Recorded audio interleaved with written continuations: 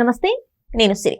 YCP మాజీ నేత చంద్రబాబు నాయుడు గారు కాళ్ళ మీద పడ్డారని చెప్పేసి ఒక వార్త అయితే సోషల్ మీడియాలో కనిపిస్తుంది. సో అసలు ఎందుకు ఏ పరిస్థితులలో మరి వైసీపీ మాజీ నేత చంద్రబాబు నాయుడు గారు కాళ్ళ మీద పడ్డారనే విషయాన్ని మనకు తెలియజేయడానికి మనతో పాటు ఉన్నారు ప్రముఖ సీనియర్ జర్నలిస్ట్ జగదేవ్ గారు. నమస్కారం సార్. నమస్తే సార్. ఇప్పుడు చూస్తుంటే వైసీపీ మాజీ నేత చంద్రబాబు నాయుడు గారి కాళ్ళ మీద పడ్డారు అని చెప్పేసి ఒక వార్త మనకి బాగా కనిపిస్తుంది. సో అసలు ఎందుకు కాళ్ళ మీద పడాల్సిన అవసరం వచ్చిందంటారు? అది బాబు గారు పోలవరం సందర్శన సందర్భంగా పడినట్టుగా ఉంది వార్త. అంటే ఈ పద్మశ్రీ, ఈ జయమంగళ ఈయన, తరువాత రీసెంట్గా మర్రి రాజశేఖరం, వీళ్ళందరూ కూడా రాజీనామాలు చేస్తున్నారు. సో రాజీనామా చేశారనగా ఫస్ట్ అనుమానం ఎవరికైనా వస్తుందంటే జంపు జిలాని అని అనుకుంటారు. సో ఈయన ముందు రాజీనామా చేసినప్పటికి కూడా ఎన్నో నెలలు అయింది. బట్ ఇంకా మండలి చైర్మన్ దాన్ని యాక్సెప్ట్ చేయలేదు. సో ఇప్పుడు ఈయన ఏంటి మరలా టీడీపీలోకి వస్తున్నాడా, టీడీపీ పచ్చ కండువా కప్పుకోబోతున్నాడా అనే వార్తలు అయితే ఉన్నాయి. అంటే ఆబ్వియస్లీ అందరికీ తెలిసేదే. ఇప్పుడు విజయసాయి రెడ్డి గారు లాంటి వ్యక్తి మీద కూడా చూస్తున్నారు, ఈయన నెక్స్ట్ బీజేపీలోకి వెళ్తారా, టీడీపీ జనసేనకి వెళ్తే బాగుండదు కాబట్టి బీజేపీలోకి వెళ్తారా, లేదంటే విజయసాయి రెడ్డి కూడా ఏమన్నారు, నాకు బాబు గారికి పెద్దగా విభేదాలు లేవు, పైగా పవన్ కళ్యాణ్ నాకు మంచి మిత్రుడు, ఏది రాజీనామా చేసిన ఇచ్చే స్టేట్మెంట్ అంటే వీళ్ళిద్దరితో నాకు సాన్నిహిత సంబంధాలను నేను ఎప్పుడైనా వెళ్ళొచ్చు అని హింట్ ఇచ్చినట్టే విజయసాయి రెడ్డి గారు. సో ఇక్కడ వీళ్ళు కూడా లేదు, మాకు ఇక్కడ జగన్మోహన్ రెడ్డి గారి అభిప్రాయాలు నచ్చట్లేదు, లేదంటే మేనేజ్మెంట్ సరిగ్గా లేదు, పార్టీ విధి విధానాలు మాకు నచ్చేట్టుగా లేవు, ఏ రకరకాల రీజన్స్ చెప్తారు. అయితే ఈయన ఫస్ట్ టీడీపీలో ఉన్న వ్యక్తే. ఎవరు? మన జయమంగళ. 99లో 2000 ఎప్పుడు ఆయన పార్టీకి వచ్చాడు, పార్టీ కోసం ఫస్ట్ కష్టపడి పనిచేశారు. అప్పటికి పనిచేసినప్పటికి కూడా 2004లో కాంగ్రెస్ వచ్చింది, రాజశేఖర రెడ్డి గారు ముఖ్యమంత్రి, ఆయన అందులోనే ఉన్నారు. 2009లో టీడీపీ వచ్చుండేదే maximum, because of PRP, Loksatta, ఈ రెండు పార్టీలు లేకపోతే టీడీపీ మ్యాక్సిమం వచ్చుండేదేమో నాకు తెలిసి. అప్పుడు వేరేలాగా ఉండేదేమో రాష్ట్ర భవిష్యత్తు, ఇట్లా తెలంగాణ విడిపోయేది కాదేమో. అంటే ఒకవేళ రాజశేఖర రెడ్డి గారు చనిపోకపోయి ఉంటే, ఆయన పదవిలో ఉన్న, లేదా రాజశేఖర రెడ్డి గారు ఓడిపోయి ఉంటే, ముఖ్యమంత్రిగా చంద్రబాబు నాయుడు గారు ఉంటే, అంటే రకరకాల ఊహాగానాలు ఇవన్నీ. సో 2009లో ఆయన కైకలూరు నుంచి ఎక్కడి నుంచో ఎమ్మెల్యే గెలిచాడు ఆయన. అలాగే చాలామంది గెలిచారు కూడా. అప్పుడు 2009లో కాంగ్రెస్ చాలా తక్కువ సీట్లతో మ్యాక్సిమం గెలుచుకుంది. సో అట్లా అంతగా ఎదుగుగా ఉన్న మనిషి ఎప్పుడైతే 14 మళ్ళీ ముఖ్యమంత్రి చంద్రబాబు నాయుడు గారు అయ్యారు, బాగుంది, కొనసాగాడు ఆయన. మన 19లో వైసీపీ వచ్చేసరికి ఇంకా వైసీపీ వాళ్ళు బాగా అటాక్ చేశారు కదా, ఇంకెందుకు రిస్క్ అనుకున్నాడో, లేదంటే వైసీపీలోకి వెళ్తే బాగుంది అనుకుంటే 2022 ఆ టైంలో మెల్లమెల్లగా ఎక్కడలాగే టీడీపీకి కొంచెం ముఖం చాటు వేసామంటే అర్థం ఏంటి, వేరే పార్టీలోకి వెళ్ళబోతున్నాడు అని అర్థం. సో మొత్తానికి వైసీపీకి వెళ్ళారు, ఎమ్మెల్సీగా కూడా అయ్యాడు. మళ్ళీ ఇప్పుడు ఎమ్మెల్సీకి రాజీనామా చేసి మళ్ళీ టీడీపీలోకి వస్తున్నారు. మరి ఎట్లా ఉంటుంది అంటే మధ్యలో హార్డ్లీ 2 years కదమ్మా. ఇప్పుడు 2025 ఇంకది 24లో ఎలక్షన్స్ వచ్చాయి. ఆయన 22 వరకు టీడీపీలో ఉన్నాడు, 22-21 వరకు. కరోనాలో పోయింది 2 ఏళ్ళు. తర్వాత మెల్లగా వైసీపీ వైపు వెళ్ళాడు, ఎమ్మెల్సీ వచ్చేసింది. ఎమ్మెల్సీ వచ్చిన ఒక 2 ఏళ్ళు అయిందో లేదో గవర్నమెంట్ పోయింది. బట్ ఎమ్మెల్సీ వచ్చే టైంకే జగన్మోహన్ రెడ్డి గారు మీద ప్రజల యొక్క వ్యతిరేకత ఎలా ఉంది, ఎలా తిట్టుకుంటున్నారు, ఇన్ని రకాలు ఇవన్నీ కూడా ఉన్నాయి కదా. ఎందుకు వెళ్ళిపోవాలి, పదవి వ్యామోహం కాకపోతే? సో అలా వెళ్ళిపోయాడు కాబట్టి మరలా ఇందులోకి వచ్చేటప్పుడు కొంచెం గిల్టీ ఫీలింగ్ ఉంటుంది కదా. మీరు కాలు మీద పడ్డారు అంటే ఆల్మోస్ట్ ఆల్ కాలు మీద పడినంత పని అయినట్టు. అంటే ఒక గిల్టీ ఫీలింగ్ ఉంటుంది కదా.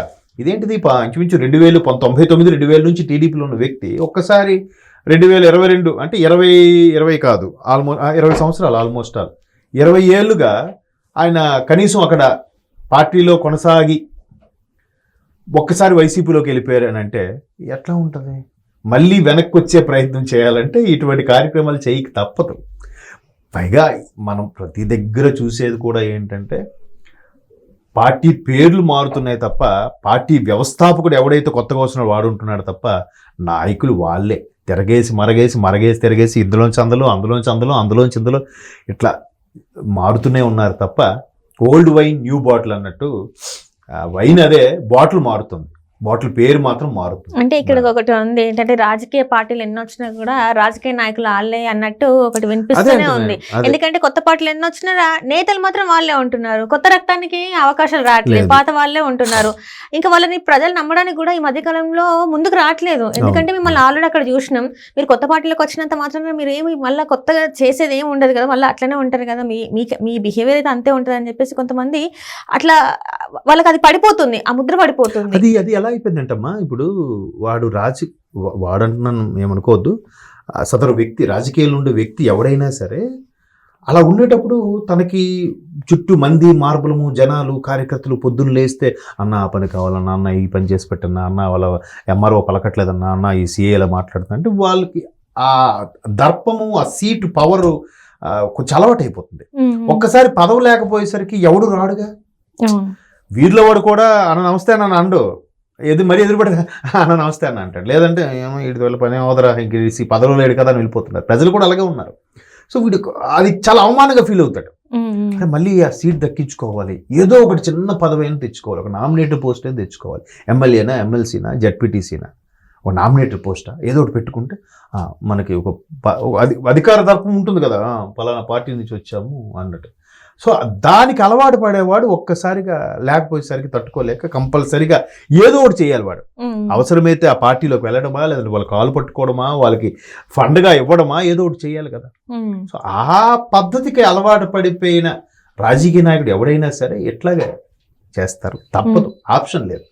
నాయకులు ఇప్పుడు ఒక నియోజకవర్గానికి దగ్గర దగ్గర కొన్ని వేల మంది, లక్షన్నర 1,20,000 ఉంటుంది ఒక నియోజకవర్గం.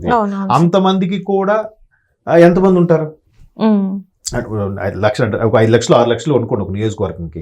అంతమందిలో కూడా నాయకుడు ఒక్కడేగా, మహా అయితే నాయకులు ఒక 10 మంది తయారవుతారేమో, 10 మందిలో ఒకటికే అసెంబ్లీది ఛాన్స్ వస్తుంది. అది కష్టపడి తత్వం అవుని డబ్బులు ఇచ్చి గెలుస్తున్నాడా లేదా ఇంకేదో రకరకాలుగా ఎగ్జాంపుల్ చెప్తున్నా. సో కాబట్టి ఈ మీరు అన్నట్టు పార్టీలు ఏమున్నా కానీ నాయకులు వాళ్లే.